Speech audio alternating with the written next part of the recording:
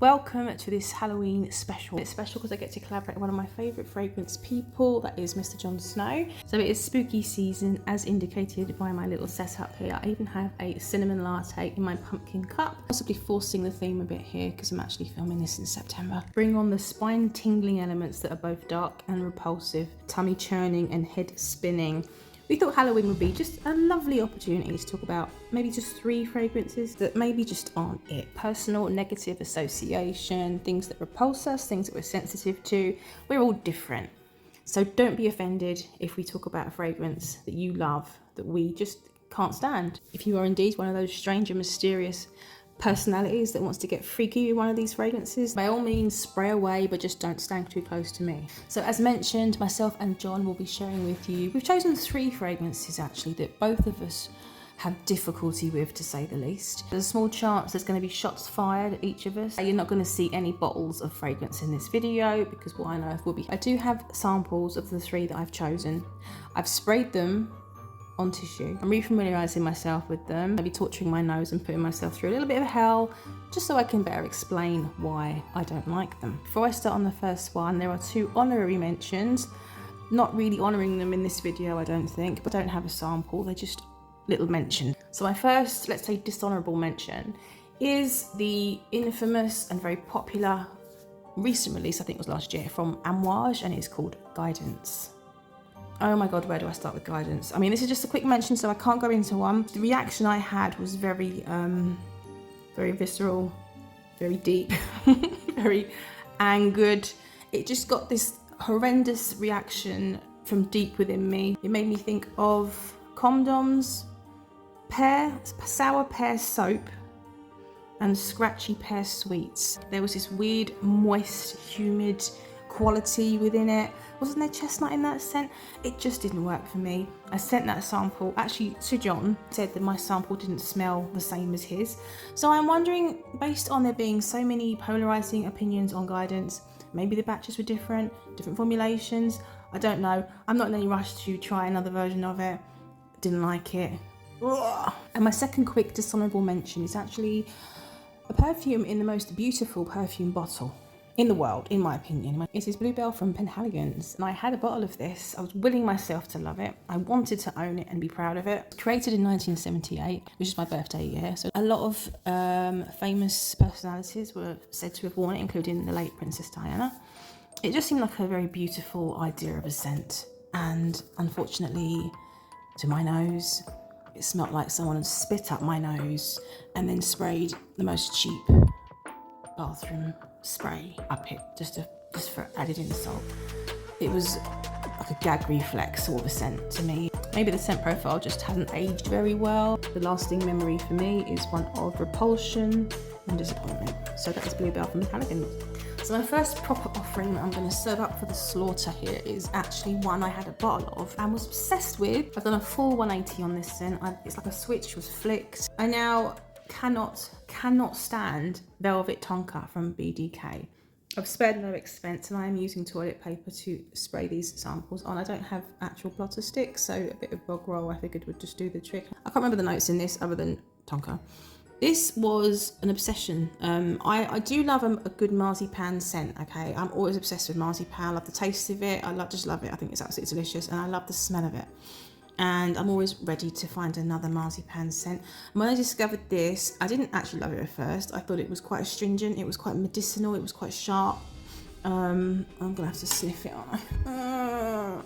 But the more I wore it, I just started to get these softer qualities. I started to find it was bold in the right way. It was punchy in the right way. And I got a lot of satisfaction from wearing it. And my 100ml bottle went down really fast. I just kept spraying and put it away for a little while because it was, I needed to wear my other things. When I came back to it and wore it again, it was like a horrendous travel sickness. You're looking down at the carpet in a car, which you shouldn't be doing if you've got travel sickness. It's just this rush of horrendous vertigo and migraine all rolled into one. That's what this does for me now. Whatever slow acting poison is in this damn thing, it is such a strong viral reaction. My head just flips and it feels horrible just from smelling it from a distance. Actually, I pick my poisons far more carefully. I'm definitely a lightweight when it comes to certain musks, certain aroma chemicals. I'm just really sensitive to things now. So that is Velvet Tonka from BDK. Velvet Tonka. Smited. Get out of my sight. So thanks for that, Lizzie Bet. That was a very interesting choice you had there.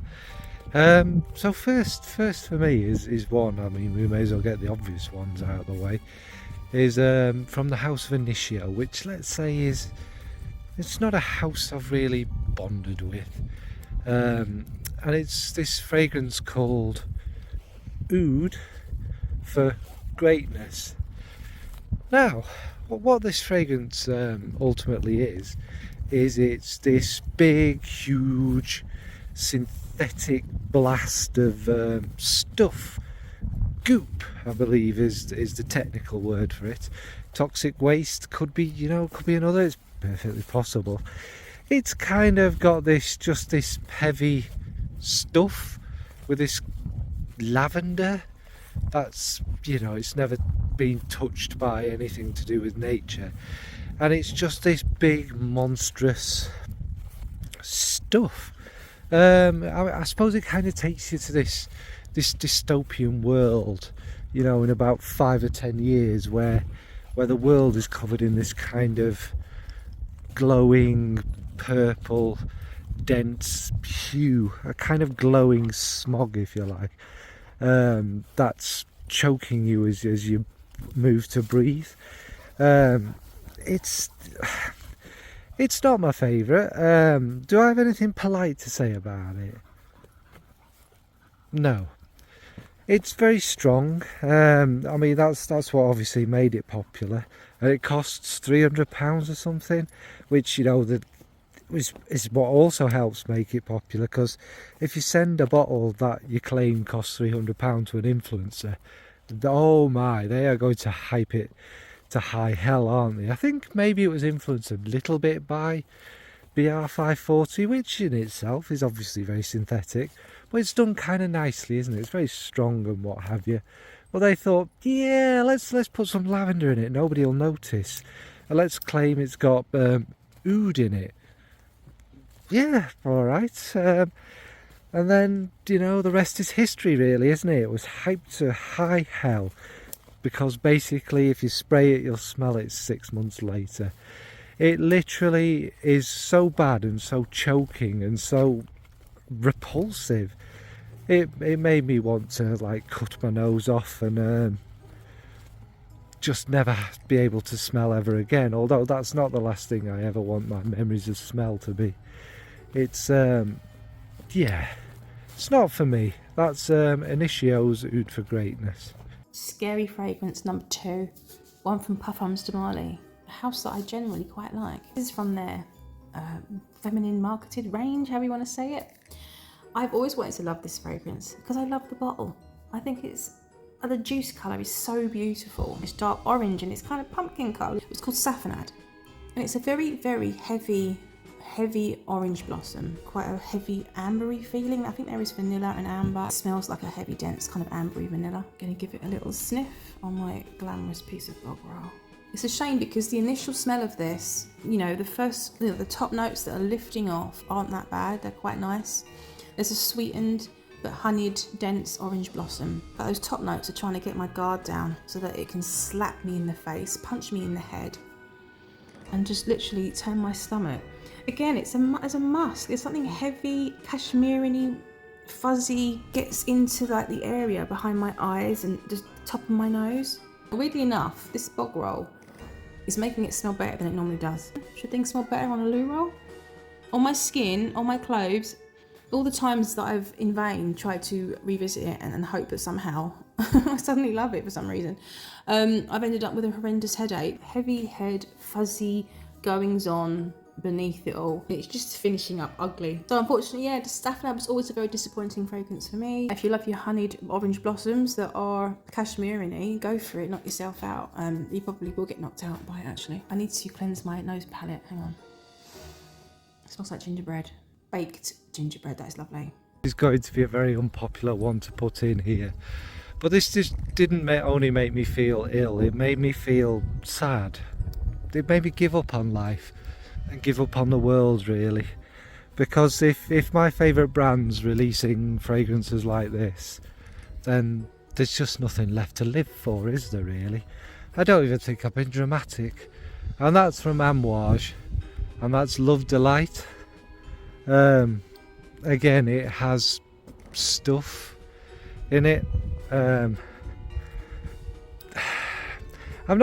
no point going through the notes. What I smell is this kind of, there's a kind of fruitiness, and then there's all that kind of caramel vomit stuff that's really popular nowadays.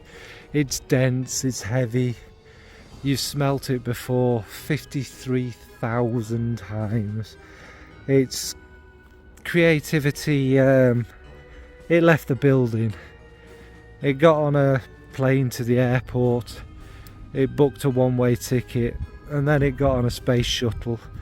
You know, Elon Musk dropped it off in his big penis, and it went from Mars, and it just went into the ethers of the universe, never to return ever again. And hopefully that's not what's going to happen with Amouage. But yeah, it's basically a sweet, sticky mess. Now, I could have put Blossom Love in this, but at least Blossom Love has that kind of melting condom in there. It is a little hint of creativity. It's something interesting. Although I can't stand the fragrance, it's far too sweet and loud. There is some creative Amouage about it. Love Delight is made by one of my favourite perfumers, is made possibly my favourite perfume of all time, Rolling in Love. So it's not to do with a perfumer, it's not to do with a brand.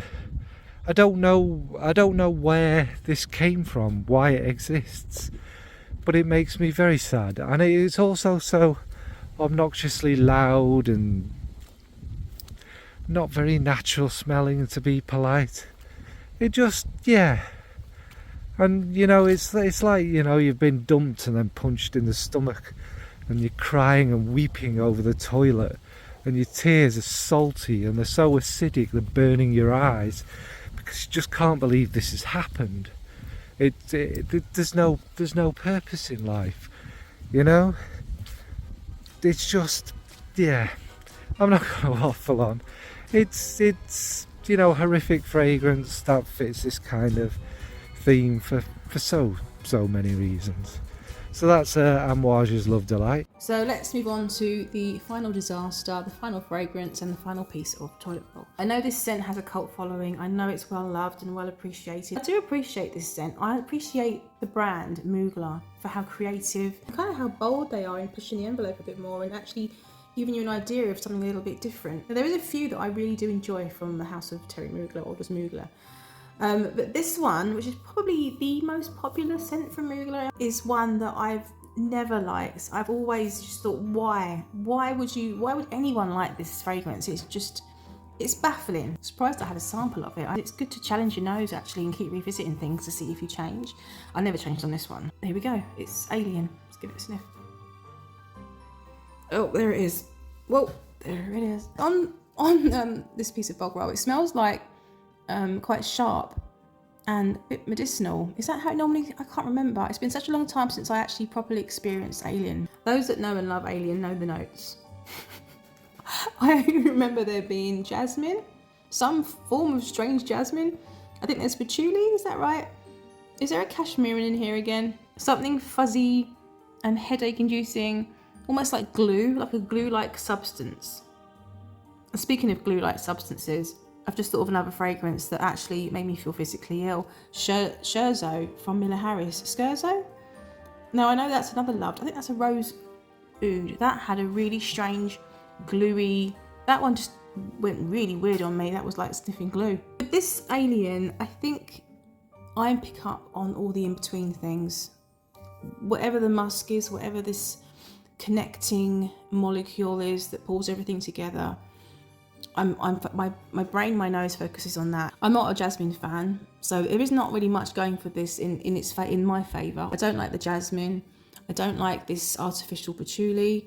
I don't like the musk. Is it musk? This is possibly one of the first scents that ever made me feel sick and ill. So obviously there's a very strong association of this being a perfume that I would steer clear of. And it might even be the reason why I was never really a fan of perfume. When this came out, I think most people were wearing it, and it would have been the reason why I stopped thinking about perfume, because it was so strong and so popular that all I could think about when it came to perfume was this smell. Most of my friends at the time would have either been wearing Alien or Jean Paul Gaultier Classique, and they're both scents that just made me feel physically ill. But the scariest thing about Alien right now, which really surprises me, is I think it's the least offensive out of these 3 scents.